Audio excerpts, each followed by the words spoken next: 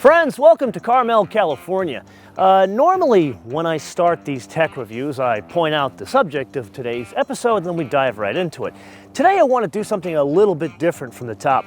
Today is Wednesday, July 27th, and if you've been following the news as of late, the California Republic is fighting two major brush fires.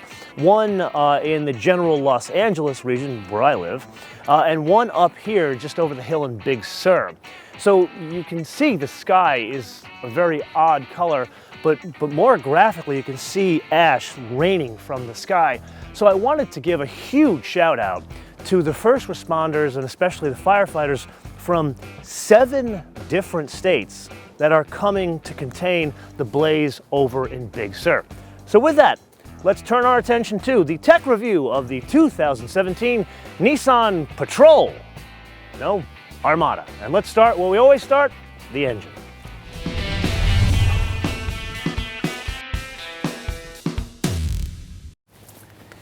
Now before we lift the hood here, you can see the ash building up here as well as on the windscreen, and it gives you a very good indication of the magnitude of the situation up here in Northern California. Like for example, yesterday, we started out the day with a red Titan pickup, and within a couple of hours, it was almost this color. Anyway, let's put this aside, let's focus on the engine. Now, this is a case where you and I have not only driven this engine before, but we've seen it naked. Remember when we went to Deckard, Tennessee, where this is manufactured, we drove the 2016 Titan XD Crew Cab V8 gas pickup.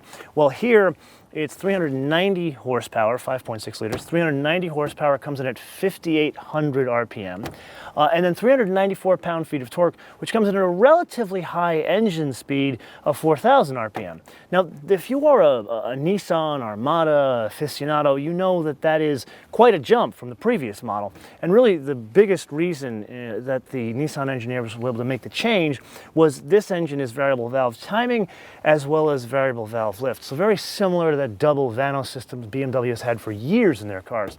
So effectively what it does is when the engine is under load, especially such a large vehicle, it can produce a lot of low-end torque. But then when there's not so much load, it can focus more on fuel efficiency. And it's not just the engine, it's the engine and the transmission it's coupled with, which is now a 7-speed. So yes, it has more gears and they're obviously spaced differently, but there were two main MOs for this different transmission. Number one, a lower first gear for both towing as well as torque, and then more fuel efficiency at the top end, really what that 7th gear is. And then another fun fact here is the compression ratio is 11.2 to 1. So let's put that aside, and now let's focus on how all of this works and driving dynamics. Now, I don't know where you guys get your international news from, frankly, don't care. But when you see those global humanitarian relief efforts to like the farthest reaches of the world, chances are you see one of these. Well, you see a Nissan Patrol. We'll get into this whole naming thing later.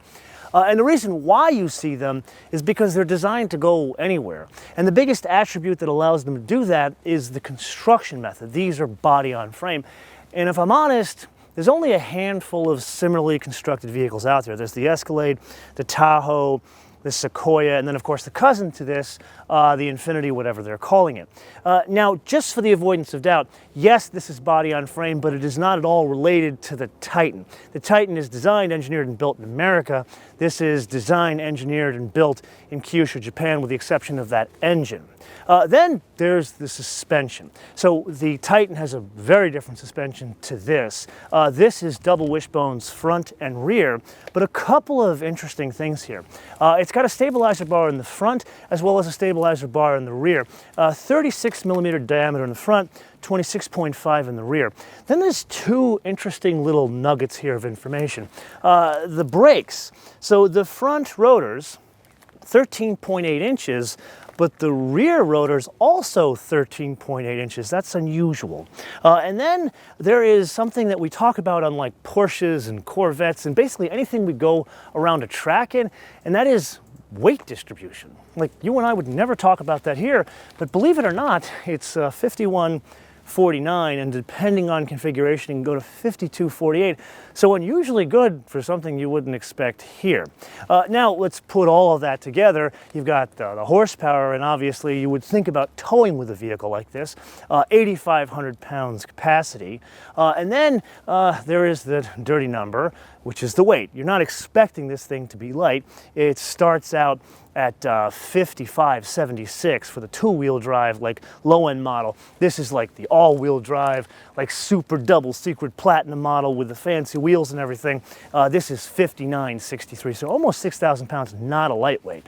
Okay, so let's assume if it's not light, it's got to be fancy on the inside. So let's check it out.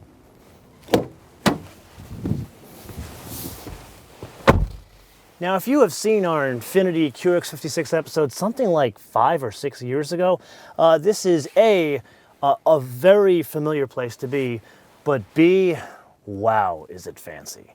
And if I'm honest, put aside the fancy, when you're driving this thing, you definitely feel like you're at the top of Macho Mountain. One thing I do want to point out, the sunroof. So it's like this small itty bitty piece of glass here.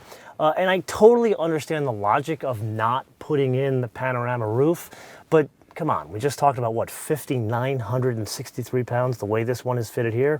What's an extra 50 pounds, even if it's in the wrong place in the car? I think we can sport it. Now, there's one other piece I got to show you in here, but it's back there, so follow me.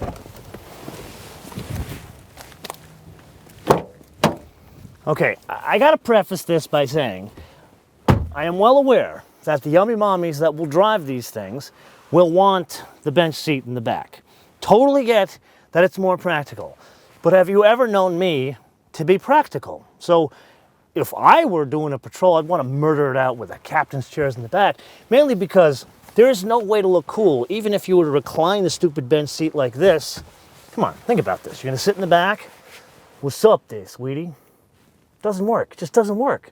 You got to have the console and the captain's chairs. Anyway, let's press on. So in summary, what do we got? Well, friends, this is the point of the episode where I need to disclose that when it comes to this, I am ridiculously biased. Yes, we drove it, what, 5-6 years ago, but I liked it a lot. Like, to the point where if I was a responsible human being with a family, lived in a place like Colorado, I would completely rock this thing.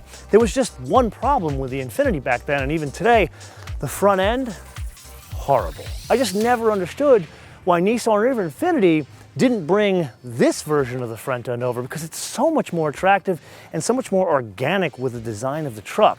But that's not for me to decide, because the problem is now solved. So that leaves us really with two things. This is an unusual situation where we've already driven it, so we are going to do a full first drive review, but one a bit different, and we're bringing back an old friend of the show, so make sure you join us for that. And number two, I want to leave you guys with a question. So I look at this, people, that's a Patrol.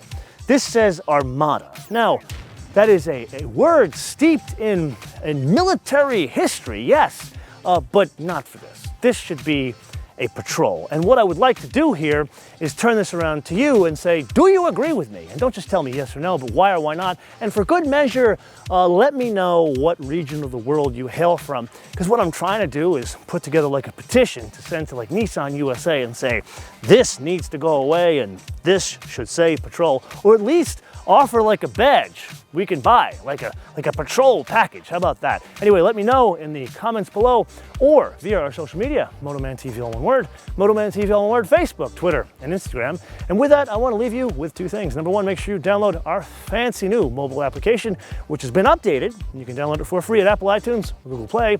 And number two, a fun fact. Do you know when the Nissan Patrol nameplate first started? Why, just a scant 65 years ago in 1951. If that ain't further proof why this thing should be called the Patrol on these shores, I don't know what is. And you know, when they finally do it, I'm gonna say I told you so. So until I see you next time, be später.